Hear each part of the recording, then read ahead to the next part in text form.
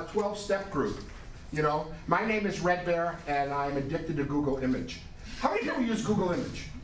Well, you guys are real artists. You probably don't need it that way. I need Google Image, okay? When it comes to that type of art, I can barely make a stick figure. I do good trees, though, okay? So I fell in love with Google Image. I used to do all these neat things. I used to do all these collages with a glue stick. I was known as the glue stick man, I swear.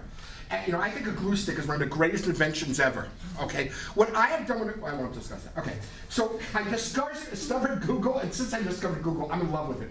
I will search, and I don't bullshit you, I will search 40 minutes for the right image. It's like a journey. You know, I'll put in 1,000,000 things into that little box until I get the image I want. It's amazing how many things you see against Obama for alcohol and pornography, and to make penises bigger or smaller, when you're searching Native American rituals. Wizard, I mean, it's like unbelievable. If a stranger came from another planet and looked at Google, they would think there's something wrong with penises. We get drunk all the time, and Obama is Satan. I swear. Am I kidding? Does anyone here use Google Image? Is it amazing how many anti-Obama cartoons there are anytime you use it? You can put in storytelling, vision quest, you can put in love. There will be something against Obama. I don't know how they do it. And you almost never find a positive, you know. So if anyone here is good at making cartoons, somehow get some positive Obama cartoons on the internet. And you will save the world. Okay, let's go to the last page, because we always should start at the end. This is my dedication page. The man to the left is Morton Mintz, a man who corresponded with Jung. He had art at the Metropolitan Museum of Art in New York and the Guggenheim. When he died, New York Magazine wrote him up as the last Renaissance man, the greatest man I've ever met. He died 12 years ago. His name is Morton Mintz, and I dedicate everything I do to him. In the middle is my logo. And on the right, coincidentally, is my soulmate. We call that wife. I don't. I call it soulmate. She's 2 rooms down, doing yoga. Isn't that amazing? Has anyone taken a yoga class here? Yes. How is she? Is she not great? Fucking awesome. Is she beautiful? Absolutely. She's mine! Don't mess with me. If I said she was mine and she was here, she would say, no way. Okay, so I can get away with that when she's not here. But that's Desert Lizard, so I always dedicate it. Morty was the great gray horned owl, and Desert Lizard is Desert Lizard White Owl Crone Woman. We're into weird shit. And so it's the 2 great owls that have guided me. I also dedicate it to Fire Woman, someone you know is Sarah. That's not her name, by the way. Shh. For getting me here and doing all this. And Rising Eagle, which you know is Sierra, and she's not. And Humble Turtle, who you know is John, and he's not, for all the good things they did. I'm not playing by the ego rules, man. I'm not calling you John, or Sarah, or, you know, Sierra. That's not happening. So people can call you whatever the hell they want, wherever they want to call you. I'm old. And I also, well, who the hell paid for this? The Student Association. So I want to thank the Fakakta Student Association. You know what Fakakta means? Yeah. I'm impressed. What does Fakakta mean? Fucked up. Yes, right. Okay. What kind of language you use in a public place? Yeah. Bludgeoned for meal, for shaken, for snooker. Okay. So I want to thank the Student Association for paying for this. Thank you. Back to page 1. So, humbly, I have over 150 of my favorite stories. I decided on page 1, 2, and 3 to give you guys a choice of 37 stories for today. So if you're anal retentive, like I am sometimes, you might want to put your check next to Time for Tea, in the Thirsty Dragon 1 and 2. And before we begin, we never actually ever begin in the program I do. We just sort of begin and to begin again. It's a weird program, you'll see. Okay, is look through page 1, 2, and 3, and someone come up with a story they want to tell. If I'm not in the mood of telling a story, unfortunately, I won't tell it. Okay, but these stories I like. So who wants to pick a story 1, 2, and 3? Pick one of the stories. The Silverless Princess. Oh, I love that story. The Coyote. That was the Silverless Princess. Lizard, my soulmate, is now, how old is she? She's 50. 50? She's 50. Ah, she's so young. This was done for her, actually for her 50th birthday. So,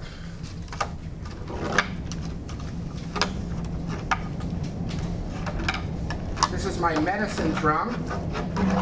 I've had this for over 20 years. It was made by a medicine shaman in New Mexico for me, individually, and it's very sacred to me.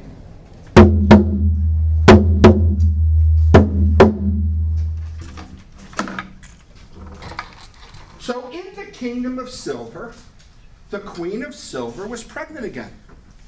Now the King and Queen of Silver were not that happy about this. They already had 4 great sons that would all serve as the next king, and the head of the military, and the head of the advisors, and the head of the arts. And they didn't really need another son, but the Queen of Silver was pregnant, so they went with it.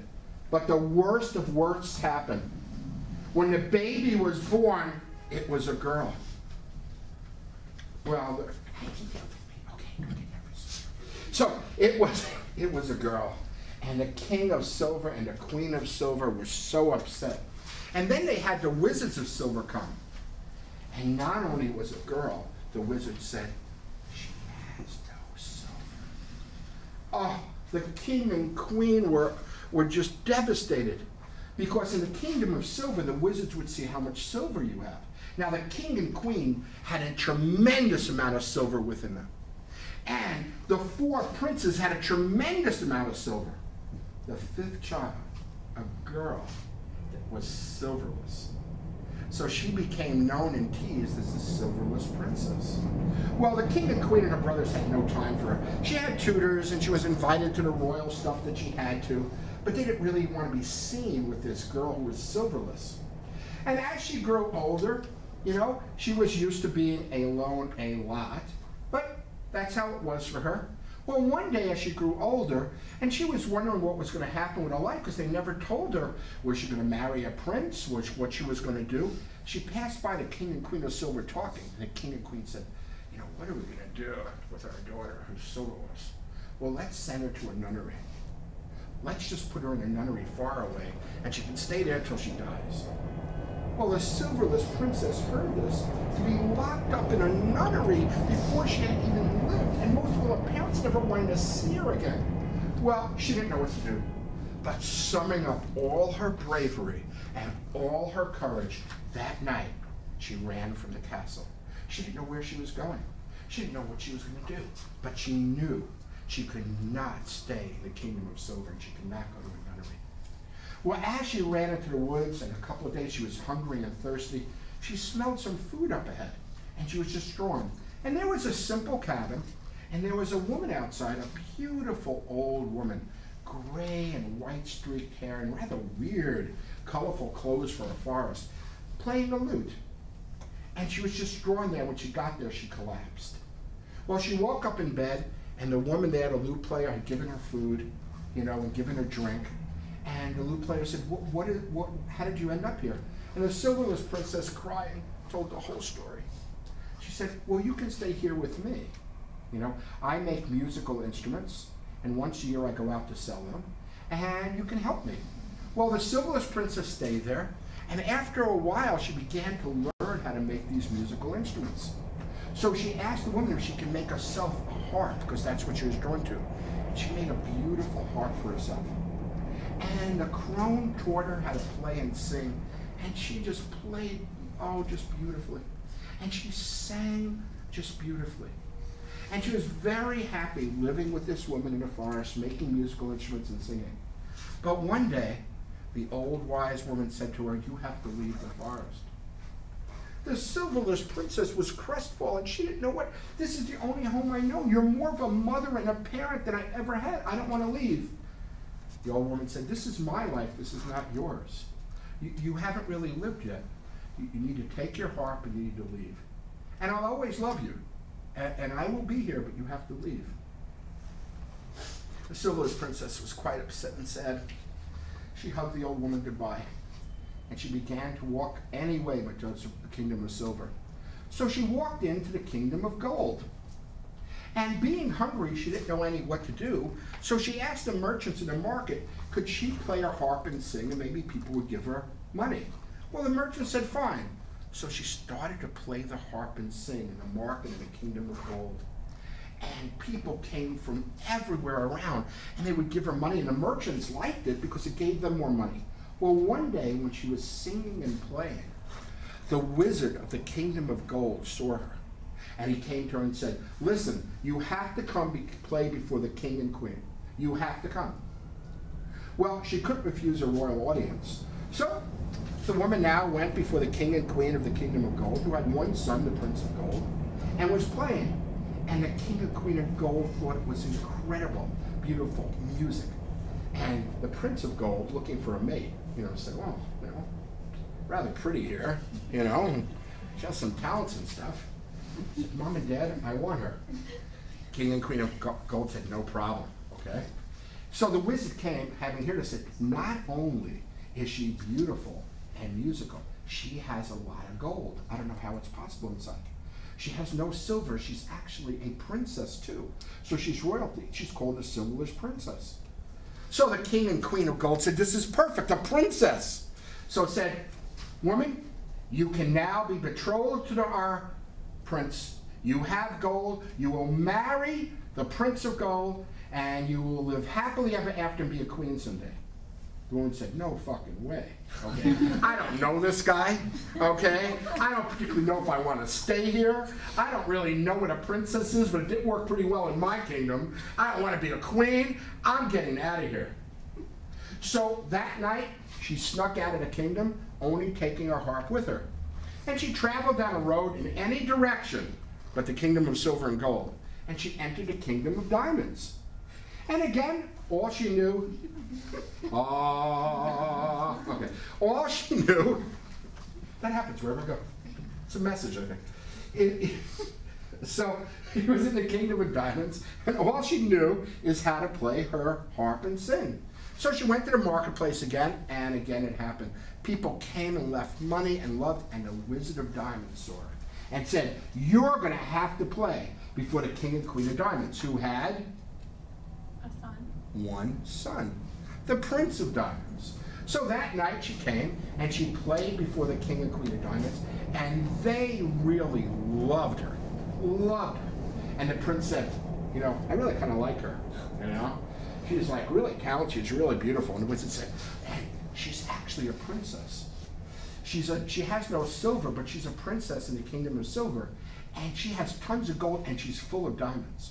Well, the king and queen of diamonds and the prince of diamonds were thrilled, and they said to the woman, you can be the princess of diamonds and then the queen of diamonds. Now, the woman had to think here. She actually thought the prince was rather cute, and she actually liked the the kingdom of diamonds. She said, pardon me, your majesty, I can't do that. I don't know your son. What I'd like to do is be the court musician, and then I'll see if I can build a relationship with your son. Well, they thought this was reasonable. And as time went on, they did form a friendship, and they did form a love.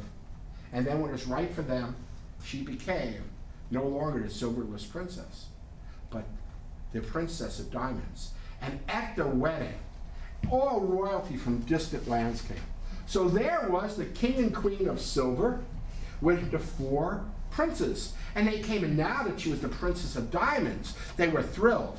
And she said, you are not my family, and you're welcome to stay out of Manners, but you are not my family.